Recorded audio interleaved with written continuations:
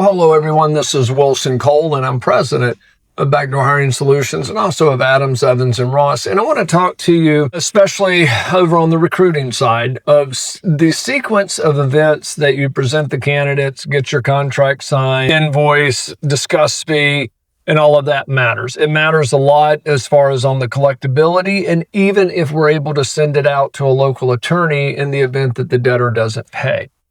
And let me give you the perfect sequences is you send out some marketing material. It can be a high-level overview without names of your best candidates or why they should utilize you. You talk to the company and they say, well, you should start sending me over some resumes. At that point, you say, well, here's my contract, sign it, send it back to me, and we'll get to work on it immediately, start sending you over the information as soon as we get those contracts signed.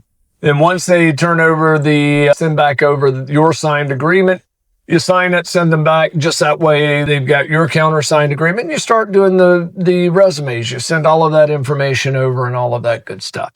What you don't want to do is call over there and say, hey, I'm a recruiter. I've got some great candidates. Fine, send me over some resumes. You send over the resumes. And they say, Steve Smith's pretty good. We may take a look at them, and either they have you set up the interview, or they just take it over from there. And then 2 weeks later, you're going, oh, by the way, 25%. It's going to cost you 20%. It's going to cost you 30%. You start negotiating the fee without a signed contract and without even discussing what your fees would be.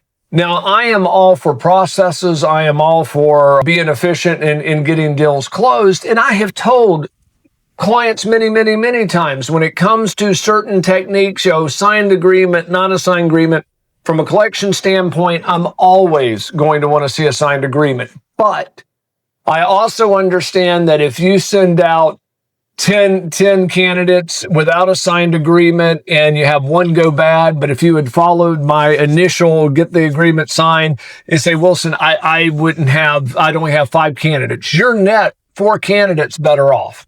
I agree with you 100%. From a collection standpoint, legal standpoint, the attorneys are going to differ, but at the end of the day, you've got more cash in your bucket. I certainly understand going that route. May not agree with it, but I understand the point of view. But for the life of me, without discussing your fee, why you would start sending over the agreement, because the argument that we utilize in collections and then forwarding attorneys will use is if you don't have a signed agreement, you have a meeting of the mind and procuring cause and all of that. But you don't have to have a signed agreement in most states. In some states, it's more important than others, but you always have to have a meeting of the minds.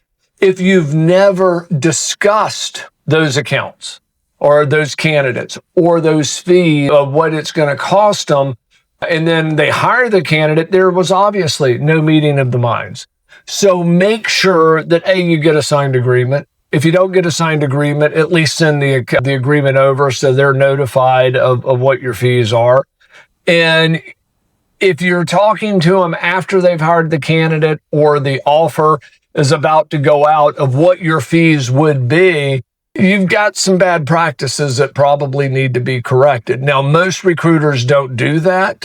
We see that more so with recruiters outside of the U.S., but we are seeing it a little bit more often. So sequencing does matter. I'm always going to want to sign contract, but I can assure you, you definitely want to have some type of paperwork, preferably in an email, where fees are discussed and accepted.